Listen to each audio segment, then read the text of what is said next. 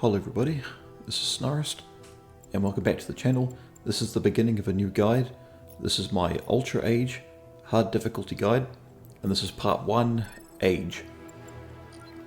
And there in the options there, I just changed the mini-map to go from rotation to fixed, because I don't like it when mini-maps, that when you follow along with them, that they rotate on their own to match where you're facing. I just find that incredibly confusing and I forget where I am. But I've fixed it in position so I know exactly where I'm going. And I think this is a really good game.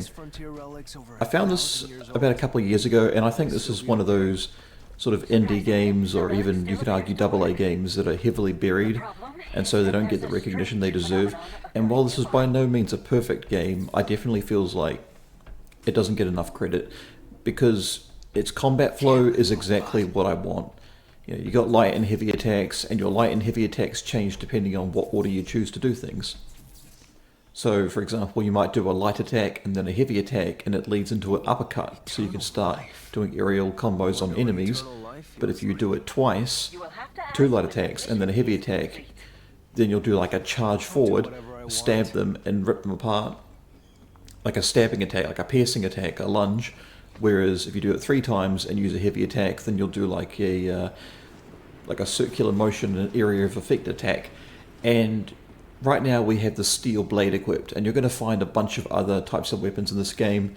A couple of them I'm not going to bother using all that much, and a couple of them I completely drop after a while, but for the most part the katana and the claymore and the charge claymore to a certain extent are the only weapons I'm really going to be using.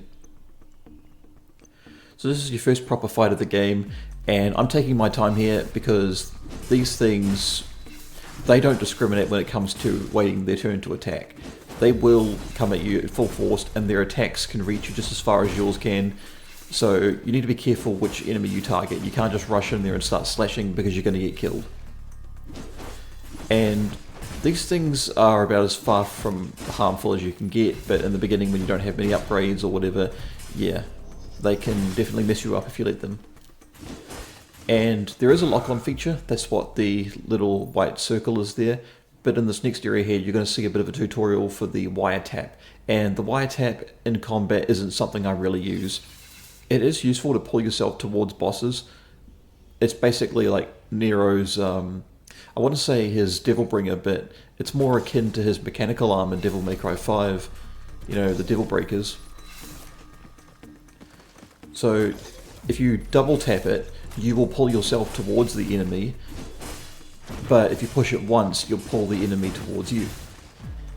And that can be helpful when separating enemies, but it only works for these like little automaton guys or really small enemies. It doesn't actually work for some of the bigger enemies that are going to be the biggest problem.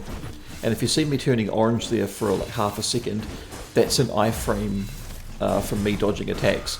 Because something else I really love about this game as well is that when you're attacking, you can dodge cancel out of anything. Funnily enough, tapping the button that is necessary to launch yourself into a run is the exact same button you use to dodge. And this dodge is really great because not only is it useful and reliable, and it's mostly pretty safe, but you can get out of just about any situation as long as the timing's right, and you don't get complete invincibility, you get like half a second. It's just enough for you to avoid danger, but not enough for you to be exploitative. So you can start fighting back when you have that brief moment, but you can only get like 1 attack in. That's all you can get. And so I wish there was more sections like this, but using the Y tap to go from place to place, platform to platform, only really appears when you're finding secret items and stuff, because you'll find more swords and secret stuff lying around in the next parts of the game. The starting point here isn't very complex, it doesn't have a lot to it. There's going to be one room we come into where we face a bunch of enemies as well as a boss, and I have more to say about that, but for the most part, yeah, you get to the final section of this. What I was talking about before, I got interrupted by some family. They were just wanting to see what I was up to and, you know, just some other business. But yeah, I'm back on track now. It is what it is. Anyway, just carry on through the ship here.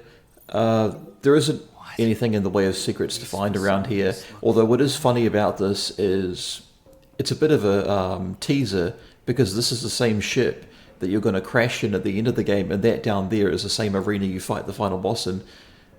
and they do the whole like turn the camera to the side, sort of near automata style, which is kind of a shame because I really wish I could like Nier more than I did, and just like everybody else, but I just don't.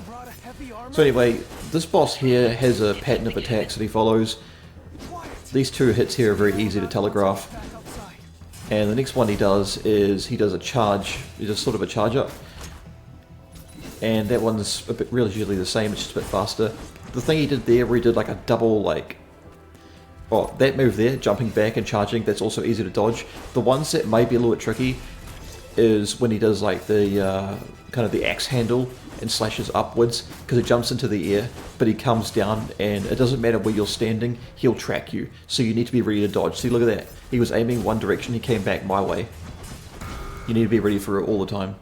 There's going to be a couple of annoying enemies like that where they'll track you wherever you go, but you'll be able to handle it with my guidance, because this game could be a lot tougher than it actually is, and it all goes back to your upgrades.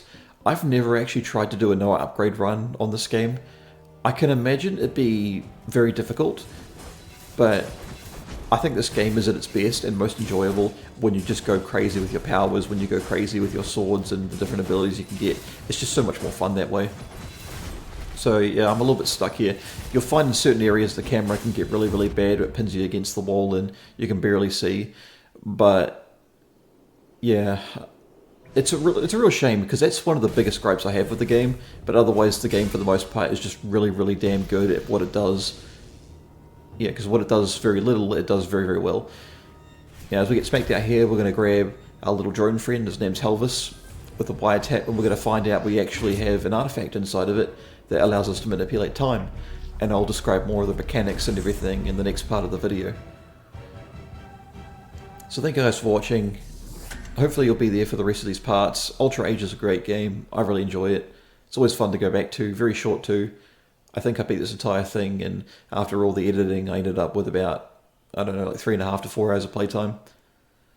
But thank you for watching again, and I'll see you guys next time.